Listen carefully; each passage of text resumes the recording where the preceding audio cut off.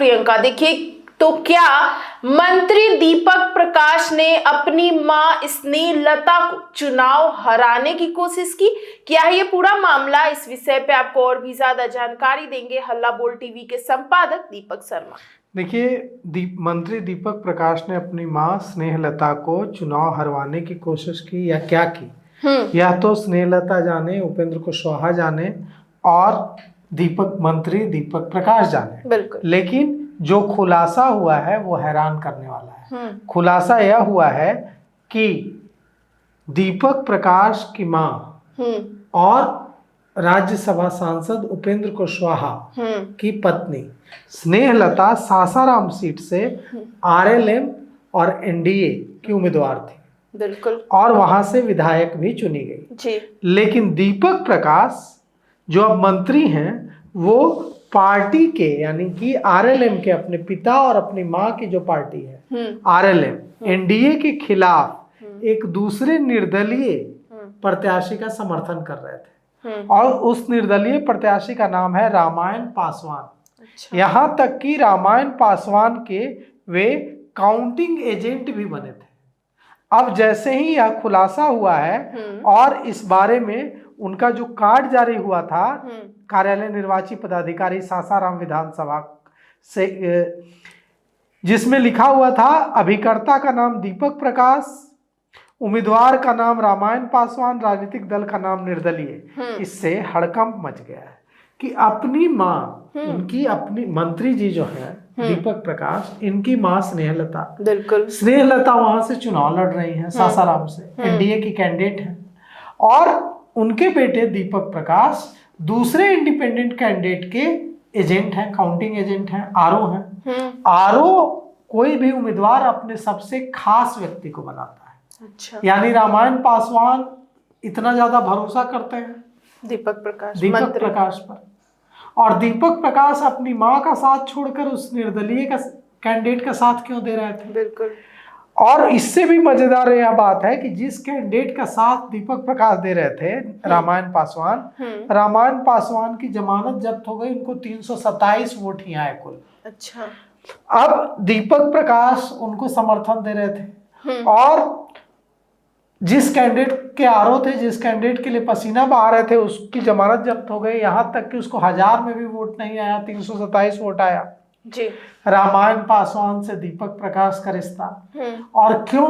जब अपनी मां चुनाव लड़ रही थी तो वो दूसरे कैंडिडेट को समर्थन दे रहे थे, दूसरे कैंडिडेट के आरओ बने। बिल्कुल। और ऐसे कैंडिडेट के आरओ बने जिनके जरूर मेहनत की होगी उस कैंडिडेट के लिए, दीपक प्रकाश ने। तो रामायण पासवान को वोट आया 327। इसके पीछे क्या राज है? जब स्नेहलता इसी सीट से, सासाराम सीट से आरएलएम, राष्ट्रीय लोक मोर्चा के टिकट पर चुनाव लड़ी एनडीए के उम्मीदवार के तौर पर, और चुनाव जीत भी गई, विधायक भी बन गई। अब यहाँ पर कई सवाल खड़े होते हैं क्योंकि अब दीपक प्रकाश कोई आम आदमी नहीं है, अब वे मंत्री बन चुके हैं।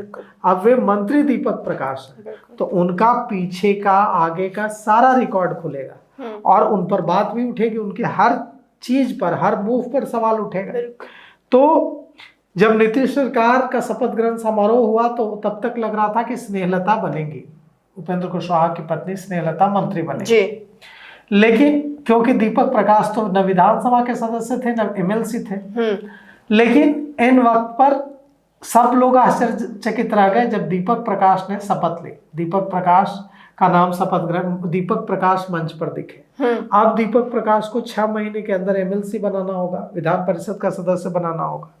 लेकिन यह सवाल यह उठता है कि अपनी मां की काउंटिंग टीम में शामिल होने के बजाय दीपक प्रकाश निर्दलीय उम्मीदवार रामायण पासवान के आरोप क्यों बने?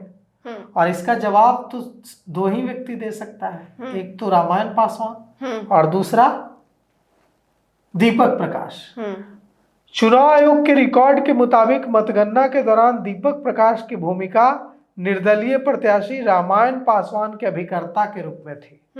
चुनाव आयोग की ओर से जारी पहचान पत्र में भी यह दर्ज है कि दीपक प्रकाश रामायण पासवान के काउंटिंग आरओ के रूप में तैनात थे और रामायण पासवान को कुल 327 वोट मिले। उनकी इतनी कम संख्या में वोट मिले, इसकी वजह से जमानत भी जब्त हो गई जी।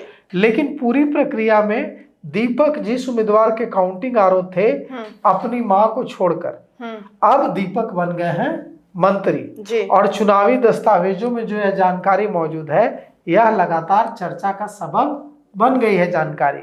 और अब सवाल यह उठता है कि दीपक प्रकाश ने ऐसा क्यों किया, बिल्कुल क्या वजह थी, इसके पीछे क्या राज है, ये सारे खुलासे दीपक प्रकाश कर सकते हैं, स्नेहलता कर सकती हैं, उपेंद्र कुशवाहा कर सकते हैं, या वो कैंडिडेट कर सकते हैं रामायण पासवान जिनके काउंटिंग आरओ दीपक प्रकाश बने थे। जी। तो सुना आपने, इन सब को लेकर आपकी क्या राय हमें कमेंट बॉक्स में बताएं। फिलहाल इस पेशकश में इतना ही। आगे की खबर देखने के लिए बने रहे हल्ला बोल टीवी के साथ। धन्यवाद।